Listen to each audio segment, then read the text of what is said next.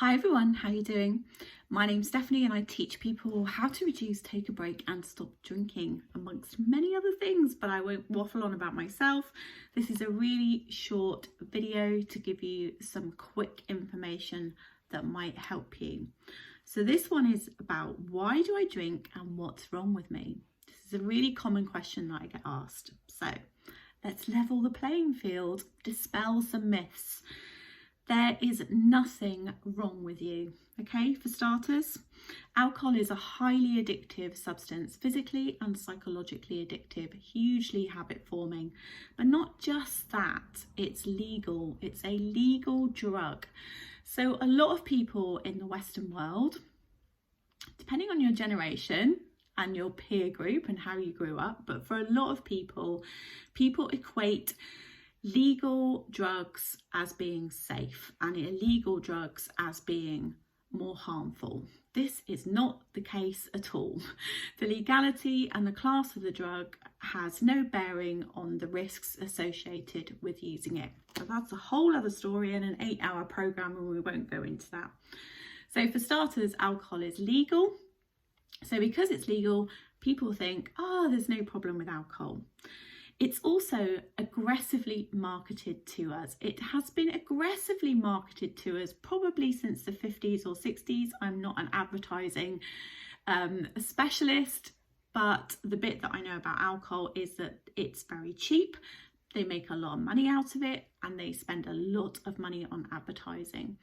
And if any of you know anything about advertising psychology, you know, humans are quite simple. A lot of it is about repetition and visual image and tapping into how we feel and that positivity.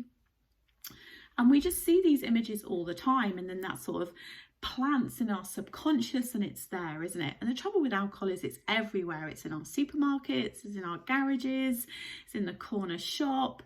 It's quite hard to get away from. So, for instance, I don't know if it's just changed, but you know, near schools, a lot of takeaways. So McDonald's and Kentucky will do their advertising because they know that the children are going to see the adverts and say, Mummy, can I have that? You know, they used to, in the UK, they used to put sweets and chocolate and rubbishy foods at the till. So when you were stood there and you saw it, you would pick it up and buy it. Yeah, so a lot of this stuff around marketing is about advertising and human psychology. So you have been aggressively marketed to. It's also socially acceptable, isn't it? It's the only drug that people encourage you to take. You don't walk into the pub on a Friday night and people say, oh, go on, have some heroin or have some cocaine. Well, maybe with the cocaine, but definitely not with the heroin. So humans love to seek pleasure and alleviate pain. So take alcohol, legal, highly addictive, hugely habit forming, readily available, socially acceptable, aggressively marketed to us. Humans, we love to seek out pleasure and alleviate pain. It's like a perfect storm. So there's nothing wrong with you. You are not broken. It just is. But the good news is once we understand what alcohol is and what it is for us, we can start making changes. We can make an informed choice, okay? Now, we have always taken drugs and we always will do. Yes, I'm calling alcohol a drug because it is a drug, and sometimes that can help us. By calling it a drug, that can help us to make better choices around our use, okay? It wouldn't really matter what the substance was. If it's legal, it's advertised to us, the availability, the acceptability and the price. So it's super easy for us to get into trouble with alcohol, okay? Super easy. So we see a number of things that happen. So, you know, sometimes people start drinking as a teenager, they experiment. People go through many different drinking patterns. Maybe they have periods of time where alcohol isn't really an issue, or they're not drinking, or they just have an occasional drink, or they're able to moderate. And then sometimes what can happen is a life event happens. You know, life gets difficult. Death, divorce, illness, money problems, all sorts of things, stress, and then people's drinking can increase. But it's not just that. So it can be life, life events. It can also be tolerance, habit, it can be peer group. You know, sometimes people start drinking a lot at university. You know, sometimes it's about your work culture. There can be many reasons why our alcohol increases over the years. Okay, so a lot of this has to do with habit and routine. For some people it's about pleasure, and for some people it's about alleviating pain. So when you're thinking about why do I drink, so we've covered the overarching bit about why humans drink and why it's so easy to get into trouble with it. But then there's the individual aspect of why you drink, okay? So it's having a think about what is the positive intention of your drinking, because you're drinking for a reason, mostly, not always, mostly. You're doing it because you're getting something from it, okay? So pleasure, could it be that it's a treat or reward, or you use it to connect with people? It's about social aspect, it's about fun, so it's that pleasure seeking aspect.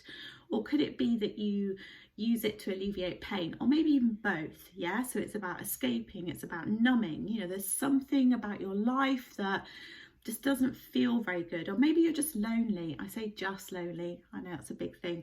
Comfort, you know, it doesn't necessarily have to be anything big. It can be as simple as, you know, you go to work and work's quite difficult, and you know, life's just been a little bit hard, and you've got into a routine of coming home and having a drink, and that's turned into a bottle of wine. You're not sleeping very well and you feel crap, and then the cycle continues, okay? So as you reduce, whether you decide to reduce or have some alcohol-free time, it really doesn't matter. We need to think about how else you're going to get these things, because when we take something away, we need to put something in its place, all right? Now, the key components of making change are education. The best book for educating yourself is Drink by Professor David Nutt. I highly recommend that you get that book, whether you do it as an audiobook or read it. Please, please, please educate yourself. Then you can make an informed choice. A lot of this is about learning, not just learning about alcohol, but learning about yourself and learning about human behavior, about habit, patience, persistence, definitely, you know, giving yourself a hard time. It's about how you move forward, you reduce, you build up those alcohol-free days. Something that can really help you is accountability and support as well, as you learn how to reduce and take a break. I run a little accountability group. It's £29 a month. I will post a link with this video, and you'll probably get a little email about it. Any other questions, please ask.